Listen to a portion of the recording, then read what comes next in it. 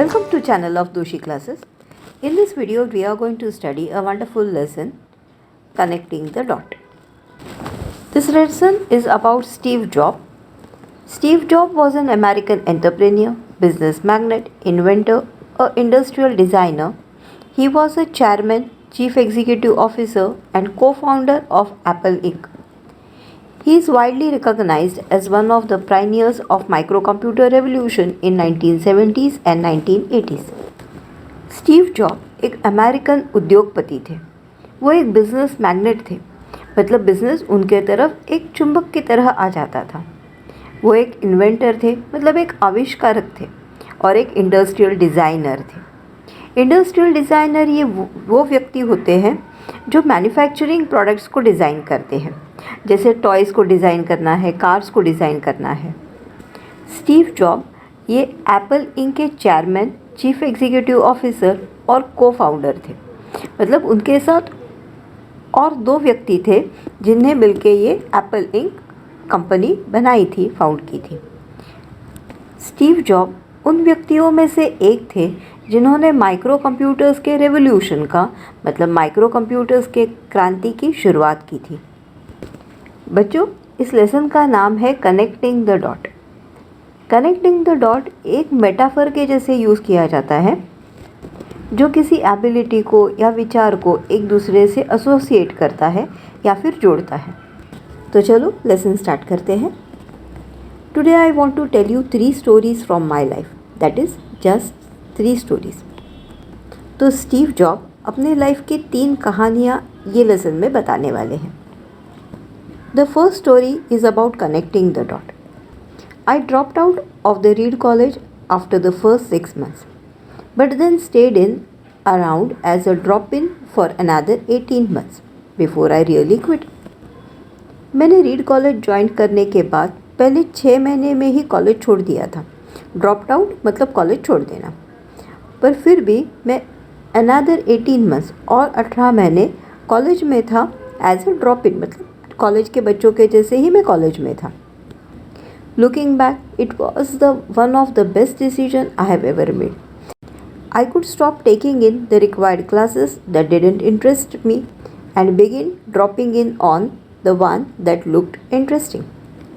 Looking back मतलब जब मैं पीछे मुड़ के देखता हूँ तब मुझे मालूम पड़ता है कि मैंने मेरे लाइफ का ये सबसे अच्छा डिसीजन लिया था। क्या अच्छा डिसीजन लिया था? रीड कॉलेज को 6 महीने के बाद छोड़ देने का, ये शायद मेरा सबसे अच्छा डिसीजन था। और 18 महीने वहाँ पे रहने का डिसीजन जो मेरा था वो भी मेरा सबसे अच्छा डिसीजन था। और इसके वजह से जो मुझे अच्छे नहीं लगते थे वो क्लासेस में छोड़ सकता था, और जो मुझे अच्छे लगते थे, जिस सब्जेक्ट में मुझे इंटरेस्ट था, और वो मैं सीख पाता था। I didn't had a dorm room. Dorm room का मतलब होता है डॉर्मिटरी रूम। ये वो रूम्स होते हैं जो कॉलेज प्रोवाइड करते हैं रहने के लिए, सोने के लिए, जैसे हमारे कॉलेज हॉस्टल्स होते हैं। So I slept on the floor in the friends room. इसलिए मैं दोस्त के कमरे में फर्श पर सोता था। I return coke bottles for 5 cents deposit to buy food with. वो ज़माने में अगर कोक की बॉटल लेते हैं तो 5 सेंट्स डिपॉजिट करने पड़ते थे। तो स्टीव जॉब ये कोक की बोतल लौटाते थे और उस पैसों से भोजन खरीदी करते थे। And I would walk 7 miles across the town every Sunday to get 1 good meal a week at Hare Krishna temple. एक अच्छा भोजन प्राप्त करने के लिए मैं हर संडे, रविवार को 7 miles चल के हरे कृष्णा टेम्पल में जाता था। I loved it. मुझे ये भोजन बहुत पसंद था। And much of what I stumbled into by following my curiosity and intuition turned out to be priceless later on. और जिस बात पे मैंने ठोकर खाई, I stumbled into मतलब शायद मैं गिरा, मैंने ठोकर खाई होगी, जो शायद मेरी क्यूरियासिटी की वजह से थी, मेरी जिज्ञासा के वजह से थी, मेरे इंट्यूशन के वजह से थी, वो आगे जाके बहुत अमूल्य हो गई, प्राइजलेस हो गई। Here's one example. तो उन्होंने एक एग्जाम्पल दिया है। Read college offer perhaps the best calligraphy instruction in the country. Read college ये सबसे अच्छा कैलीग्राफी सिखाने वाला इंस्टीट्यूट था।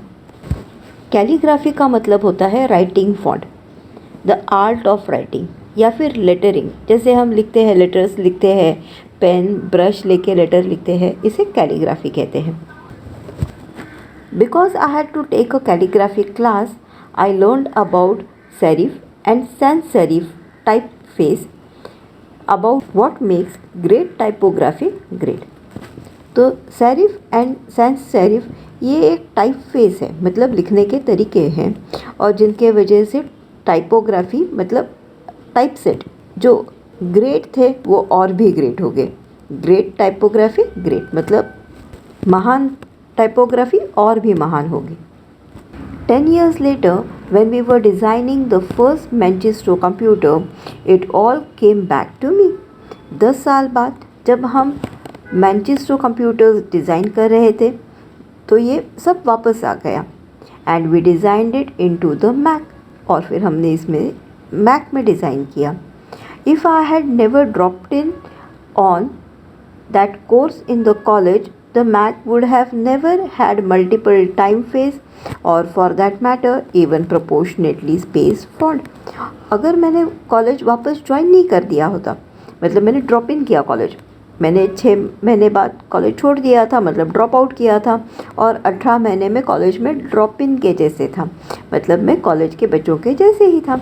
और वो टाइमिंग में मैंने बाद में कैलीग्राफी सीखी, और अगर मैं कॉलेज में ड्रॉप इन के जैसे नहीं होता और मैं कैलीग्राफी नहीं सीखता तो ये अच्छे मल्टीपल टाइप फेसेस हम मैक में इंक्लूड नहीं कर पाते।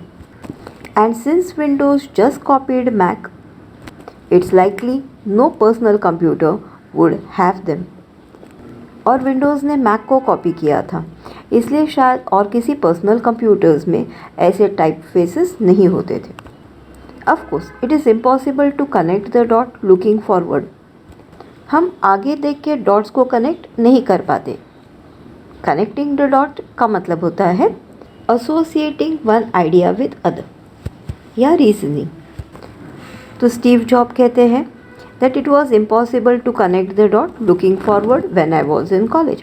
तो जब मैं कॉलेज में था तभी मैं ये डॉट्स कनेक्ट नहीं कर पाता था, तो शायद रीज़न नहीं दे पाता था आगे जाके क्या होने वाला है। But when it was clearly looking backwards 10 years later, पर 10 साल के बाद जब मैं पीछे मुड़ के देखता हूँ तो मैं ये सब डॉट्स कनेक्ट कर पाता हूँ, मतलब I could give a very fair reason, मैं एक रीज़न दे पाता हूँ, समझ पाता हूँ कि ये ऐसे सब कैसे हुआ। You can't connect the dot looking forward. You can only connect them looking backward. हम आगे देख के किसी बातों को कनेक्ट नहीं कर पाते हैं, पर पीछे जब हम देखते हैं तो हम इन बातों को अच्छी तरह से कनेक्ट कर पाते हैं या फिर समझ पाते हैं। So you will have to trust that dots will somehow connect in your future. तो हमें उन डॉट्स को ट्रस्ट करना चाहिए जो हमें फ्यूचर से कनेक्ट करेंगे। You have to trust in something. आपको किसी बात के ऊपर तो विश्वास रखना ही चाहिए।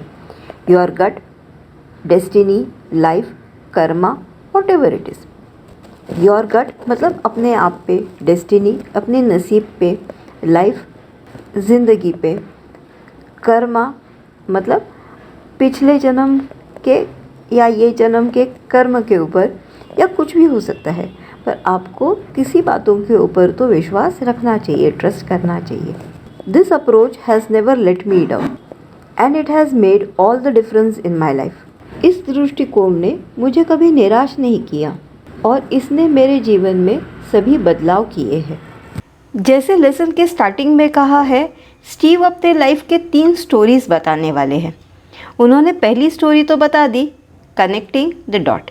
अभी दूसरी स्टोरी क्या है वो देखेंगे। My second story is about love and loss. मेरी दूसरी कहानी प्यार और नुकसान के बारे में है। I found I love to do early in life. मैंने पाया कि मुझे जीवन में जल्दी करना पसंद है। मतलब स्टीव को उनके काम में क्विकनेस पसंद था। वॉज मतलब Steve Wozniak and I started Apple when I was 20। जैसे मैंने स्टार्टिंग में कहा था, स्टीव एप्पल के को फाउंडर थे, तो उनके साथ और एक उनके को फाउंडर थे, उनका नाम था स्टीव वॉजनिक। स्टीव जॉब जब 20 साल के थे तो उन्होंने और स्टीव वॉजनिक ने मिलके एप्पल को फाउंड किया था, एप्पल की शुरुआत की थी।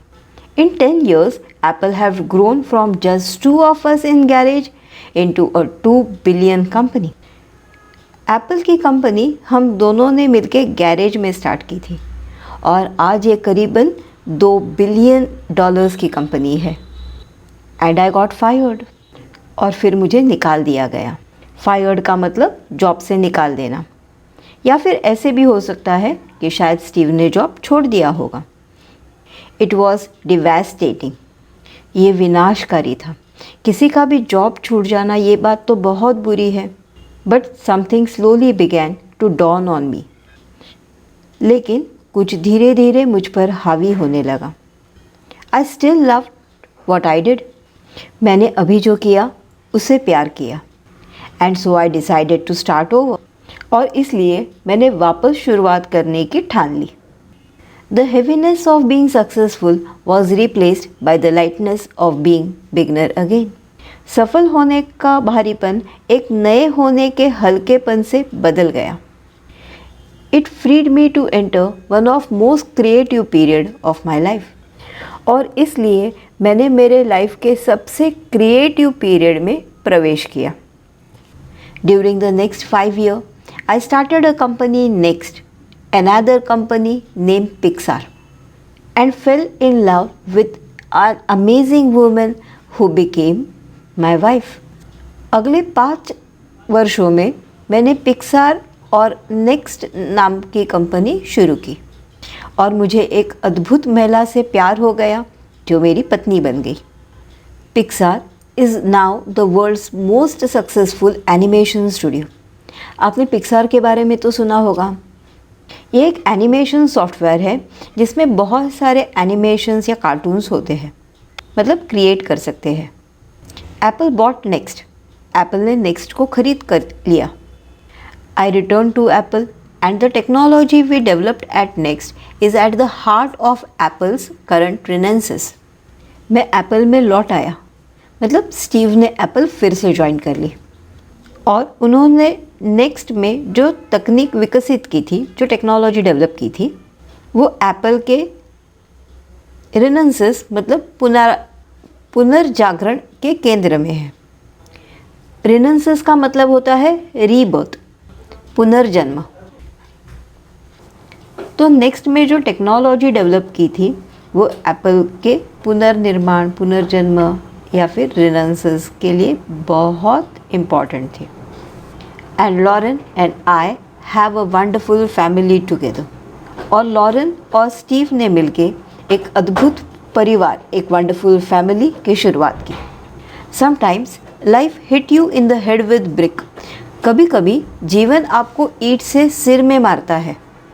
डोंट लूज फेथ, पर विश्वास मत खोना। The only way to do great work is to love what you do.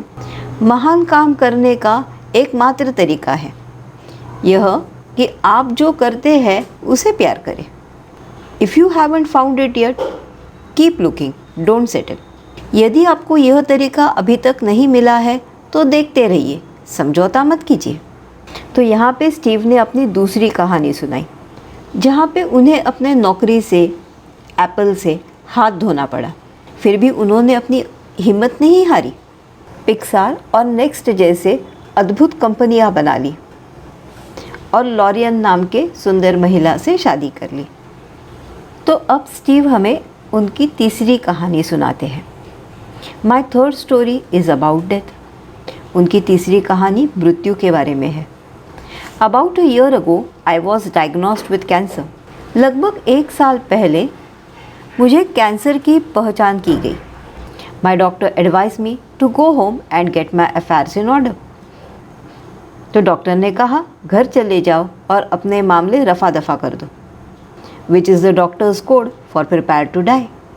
To get the affairs in order, ये डॉक्टर का कोड है जिसका मतलब है प्रिपेयर टू डाई, मरने के लिए तैयार हो जाओ। I lived with that diagnosed all day. मैं सारा दिन उस निदान के साथ रहा। Later that evening I had a biopsy. और शाम को मेरी बायोप्सी हो गई। बायोप्सी एक मेडिकल एग्जामिनेशन का तरीका है। It turned out to be a very rare form of pancreatic cancer that is curable with surgery. तो बायोप्सी में मालूम पड़ा कि स्टीव को पैनक्रियाटिक कैंसर है जो सर्जरी से मतलब ऑपरेशन से दुरुस्त हो सकता है, क्योर हो सकता है। आई had a surgery and I am fine now. तो मेरी सर्जरी हो गई, मेरा ऑपरेशन हो गया और अभी मैं अच्छा हूँ, ठीक ठाक हूँ। This was the closest I have been facing to death. तो यहाँ पे मैंने मौत को बहुत करीब से देखा। And I hope it's the closest I get for few more decades.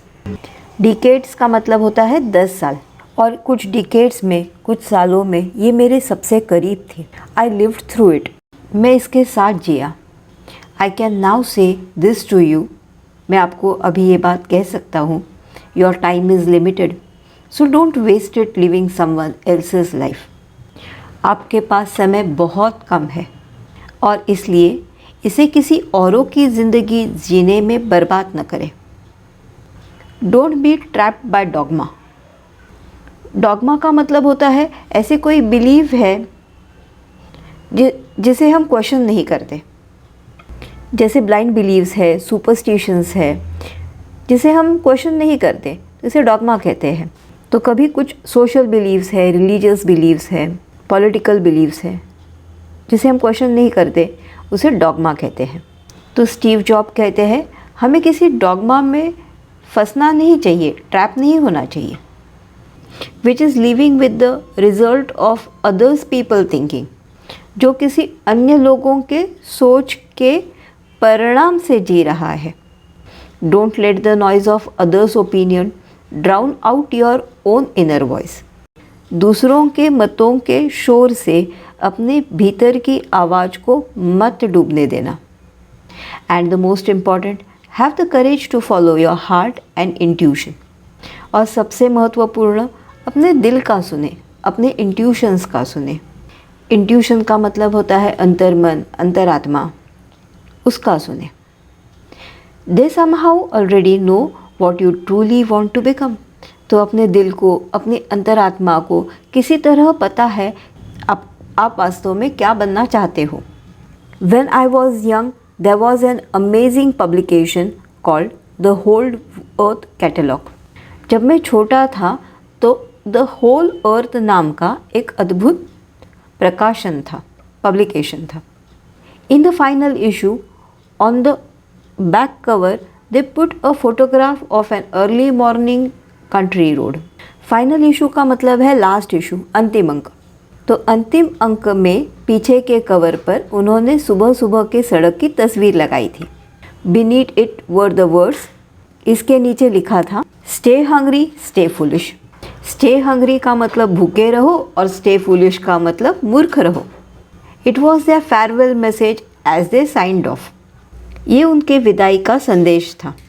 I have always wished that for myself. मैंने अपने लिए हमेशा यही चाहा था।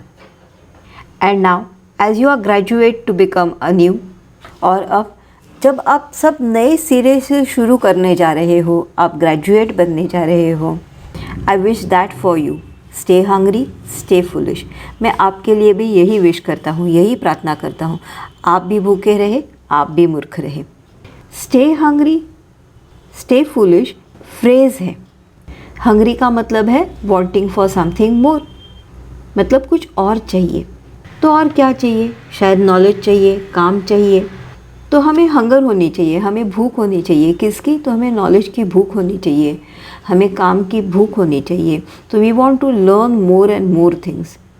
फुलिश व्यक्ति वो होते हैं जो अननेसेसरी रिस्क ले लेते हैं, बिना सोचे कोई भी काम कर देते हैं। तो जॉब ऐसे कहते हैं कि हमें ऐसे स्टूपिड रिस्क लेनी चाहिए। तो हमें एक रिजिड माइंडसेट में काम नहीं करना चाहिए। फुलिश का अपोजिट है नोइंग एवरीथिंग। तो हमें सब पता है, इस तरह से बिहेव नहीं करना है, पर हमें नए सीखने की विलिंगनेस होनी चाहिए। With this note of stay hungry and stay foolish, I complete this lesson. Thanks for watching.